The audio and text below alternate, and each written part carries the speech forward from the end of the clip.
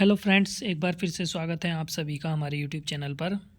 तो फ्रेंड्स, आज फिर एक वीडियो रूल की लेके आए हैं। ये आरटीआई का पार्ट 4 होने वाला है। इसमें जो है प्रीवियस ईयर के जितने भी प्रश्न पूछे गए हैं वो सारे टोटल कुल मिला के 20 एमसीक्यू होने वाले हैं। तो यदि आपने अभी तक हमारे चैनल को सब्सक्राइब नहीं किया हो तो प्लीज़ सब्सक्राइब कर लीजिएगा, क्योंकि ये वीडियो बहुत ही इंपॉर्टेंट होने वाली है। जिन एग्ज़ाम में सीसीएस रूल्स, आरटीआई एक्ट, इन सब से प्रश्न पूछे जाते हैं। तो चलिए शुरू करते हैं इस वीडियो को।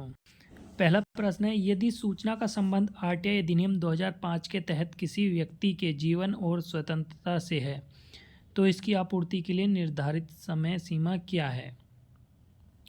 ये पूछा गया सीनियर असिस्टेंट नीलित के प्रश्न में। तो 24 घंटे के भीतर, 48 घंटों के भीतर, 5 दिनों के भीतर या फिर 10 दिनों के भीतर। तो ये किसी लाइफ या लिबर्टी से संबंधित यदि है कोई सूचना तो उसे 48 घंटों के अंदर प्रोवाइड करा देना चाहिए। राइट आंसर हमारा हो जाएगा ऑप्शन नंबर बी। अगला प्रश्न है, आरटीआई अधिनियम 2005 के अनुसार भ्रामक जानकारी देने के लिए केंद्रीय लोक सूचना अधिकारी के खिलाफ प्रतिदिन कितना जुर्माना लगाया जाता है? ऑप्शन है 100 रुपये प्रतिदिन, ऑप्शन बी है 200 रुपये प्रतिदिन, ऑप्शन सी है 250 रुपये प्रतिदिन या फिर ऑप्शन डी 500 रुपये प्रतिदिन। ये प्रश्न भी फ्रेंड्स सीनियर असिस्टेंट नीलित में पूछा गया है। तो ये हम पहले भी पढ़ चुके हैं। 250 रुपये प्रतिदिन के हिसाब से जुर्माना लगाया जा सकता है, या तो गलत इन्फॉर्मेशन दी हो या फिर कोई मिसलीडिंग इन्फॉर्मेशन दी हो। तो उस केस में 250 रुपये प्रतिदिन और मैक्सिमम 25,000 रुपये तक का जुर्माना लगाया जा सकता है। अगला प्रश्न है हमारा, आरटीआई सप्ताह प्रतिवर्ष कब मनाया जाता है? 5 अप्रैल से 12 अप्रैल तक, 5 से 12 जून तक, 5 से 12 अक्टूबर तक या फिर 5 से 12 दिसंबर तक। तो फ्रेंड्स, आरटीआई सप्ताह जो है 5 से 12 अक्टूबर को मनाया जाता है, क्योंकि 12 अक्टूबर से ही जो है आरटीआई एक्ट लागू किया गया था, 12 अक्टूबर 2005 से। ऑप्शन सी हमारा राइट आंसर हो जाएगा। अगला प्रश्न है, what is the fee for getting information under RTI act? ये असिस्टेंट रजिस्ट्रार एनआईटी सूरत में पूछा गया प्रश्न है। ₹20, ₹50, ₹100 या फिर ₹10।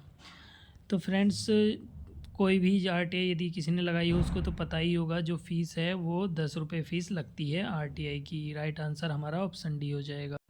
अगला प्रश्न है हमारा, who will provide information to the central information और state information commission so as to prepare a report on the implementation of provisions of the act during the year? मतलब जो वार्षिक रिपोर्ट प्रस्तुत करनी होती है कमीशन को, तो वो उसका डाटा जो है कौन प्रोवाइड कराता है? मिनिस्ट्री और डिपार्टमेंट, सीपीआईओ, एसपीआईओ, सेंट्रल गवर्नमेंट या स्टेट गवर्नमेंट? तो इसका आंसर हो जाएगा मिनिस्ट्री और डिपार्टमेंट। कंसर्न मिनिस्ट्री और डिपार्टमेंट जो है ये चीफ इंफॉर्मेशन कमिश्नर को जो है डाटा प्रोवाइड कराते हैं। राइट आंसर हमारा ऑप्शन ए हो जाएगा। अगला प्रश्न है, state the date fixed for uploading the final return of the annual report in the RTI annual report information system. तो आरटीआई की जो एनुअल रिपोर्ट जाती है उसका लिए जो ऑनलाइन सिस्टम बनाया गया है उसमें कब तक जो है फाइनली अपलोड कर देनी चाहिए एनुअल रिपोर्ट? ये डिप्टी रजिस्ट्रार एनआईटी में पूछा गया प्रश्न है। 31 मार्च, 15 अप्रैल, 30 अप्रैल या फिर 30 जून। तो ये होती है पहली बात तो 1 अप्रैल से लेके 31 मार्च तक की। तो 31 मार्च को होगी तो तुरंत तो कोई अपलोड कर नहीं पाएगा, तो 15 अप्रैल तक ये जो है अपलोड कर दी जानी चाहिए। अगला प्रश्न है, section 3 of RTI act states that all the citizen shall have the right to information subject to the provisions of the RTI act, discretion of the PIO, convenience of the public authority या none of the above. ये प्रश्न भी हमारा deputy registrar NIT में पूछा गया है। इसमें बोल रहा है कि कोई भी सूचना जो है प्रोवाइड कराई जाएगी नागरिकों को, लेकिन किसके अधीन रहेगा? तो ये होगा जो the provisions of the RTI act, मतलब आरटीआई एक्ट में यदि प्रोविज़न दिया गया है सूचना प्रोवाइड कराने का तभी सूचना प्रोवाइड कराई जाएगी। अगला प्रश्न है, RTI act goat the approval of the president of India on? तो आरटीआई एक्ट को कब अप्रूवल दिया गया था प्रेसिडेंट द्वारा? ऑप्शन है हमारे 1/1/2005, ऑप्शन बी है 1/6/2005, ऑप्शन सी है 15/6/2005 या फिर ऑप्शन डी है 25/6/2005। ये तो सभी को पता है कि 12 अक्टूबर 2005 से लागू हो गया था, लेकिन जो अप्रूवल मिला था वो 15 जून 2005 को मिला था। राइट आंसर हमारा ऑप्शन सी हो जाएगा। अगला प्रश्न है third party means a person. ये भी डिप्टी रजिस्ट्रार एनआईटी में प्रश्न पूछा गया है। Other than the citizen including authority, option B है first appellate authority, option C है सीपीआईओ, ऑप्शन डी है ए पॉलिटिकल पार्टी। तो थर्ड पार्टी का मीन्स होता है other than the citizen including a public authority. Right answer हमारा option A हो जाएगा।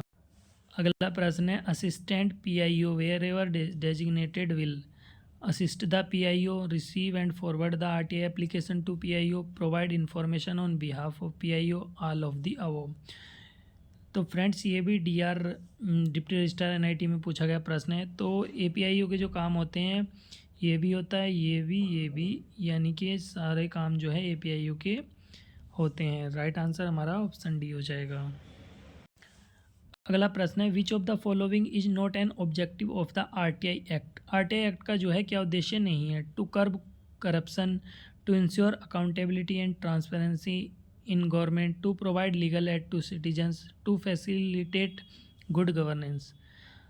तो फ्रेंड्स आरटीआई एक्ट का जो मेन ऑब्जेक्ट यही है कि करप्शन को कम करना और जवाबदेही और ट्रांसपेरेंसी जो है निर्धारित करना, और to facilitate good governance, good governance का भी ये प्रतीक है, मतलब अच्छे प्रशासन का।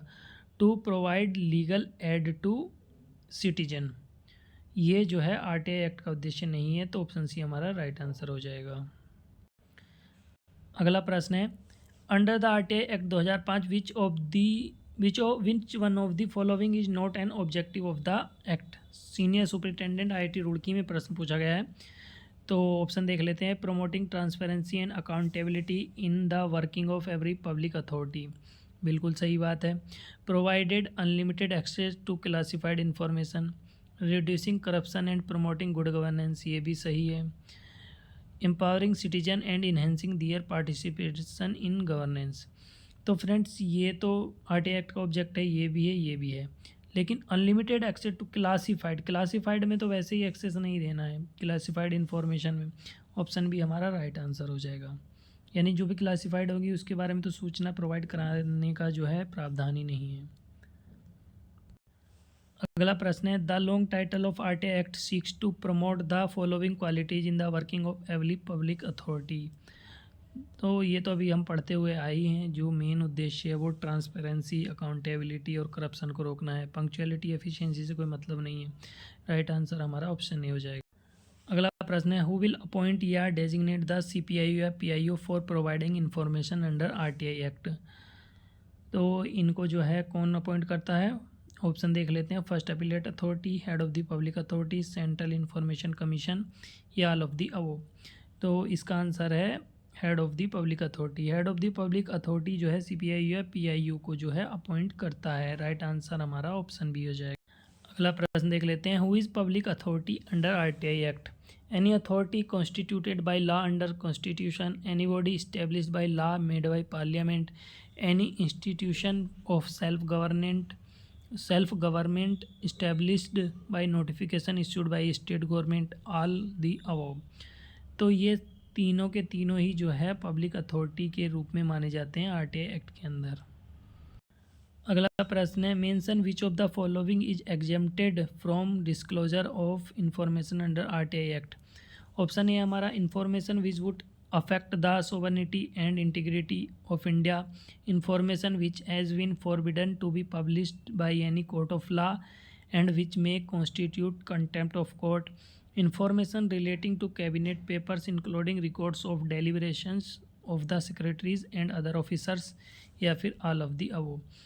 तो ये सारे ही जो है एग्जेम्पशन इन्हें प्राप्त है आरटीआई इंफॉर्मेशन डिस्क्लोज करने से। राइट आंसर हमारा ऑप्शन डी हो जाए।